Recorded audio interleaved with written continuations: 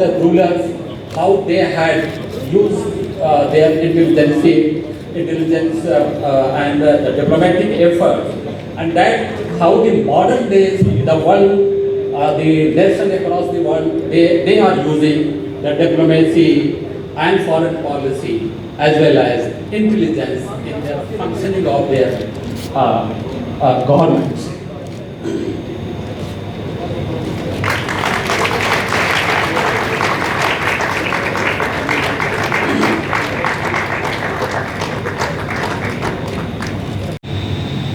Which in other words means that he was totally unreconciled to the grant of independence. And the next sentence he says, for that task, if ever it were prescribed, someone else would have to be found. And under a democracy, I suppose, the nation would also have to be consulted. Which in other words, in a very typical sardonic style, he is saying that if at all you finally decide to grant independence, I would like to vacate this seat of Prime Minister for somebody else. But let this also not be forgotten that whoever is a Prime Minister in a democracy will also be expected to take the cognizance of the people of Great Britain. Which in other words, he also wanted to convey that the people of United Kingdom are also not in favor of granting independence. But that having said, other sequence of events happened. I am not going to detail about this. The war was just culminating. British was on the lower side. They had lost. They were poor economically, even defense-wise.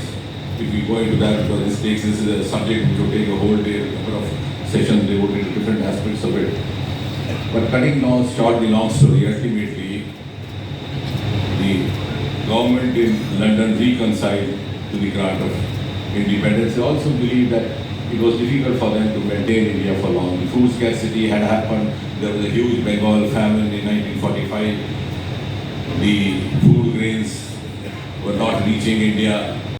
Idea of Jammu and Kashmir being a part of India. There was the Russian war, then there was the Infederation, and the proxy war.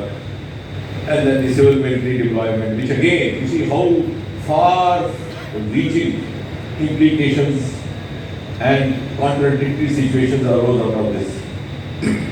When the early 90s, actually when General Krishna was there, the civil military deployment started. There was a huge debate about it. There was a seminar, I was part of that, and General retired DE, K.M. Rosalji, was the lead speaker. And he vehemently opposed, he said the best way to ruin a force is to put it on a civilian duty, because they learn all the bad things about the civilians. But we had to, because we had not trained our forces. And General Rodrigues, the vice chief, vehemently opposed. He said, you put chain around my soldier's feet and then ask him to operate. Kill the adversary and also observe opponents. At the outset, I have to thank Dr. Kundal and the organizers for making me a part of this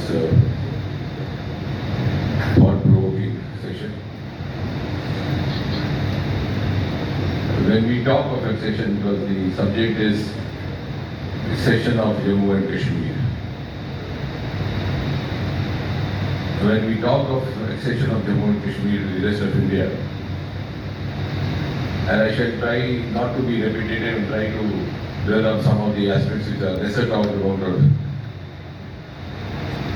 often not even talked about.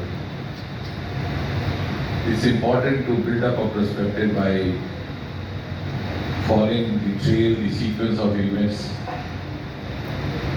in the years immediately preceding the independence of India, which was also accompanied by the partition of Indian subcontinent, and also simultaneously the drafting of the instrument of accession.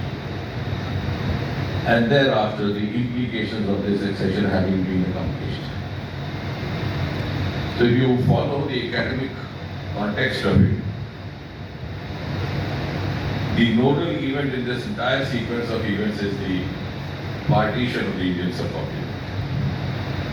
And I have said this often before, and I do not hesitate reiterating it, that the partition of the Indian subcontinent was the gravest blunder in the recent history of the world.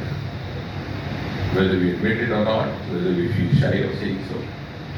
And in a few moments, I'll also tell you how scientifically my belief and belief of many others like me has stood the test of time and has been vindicated. It was the gravest blunder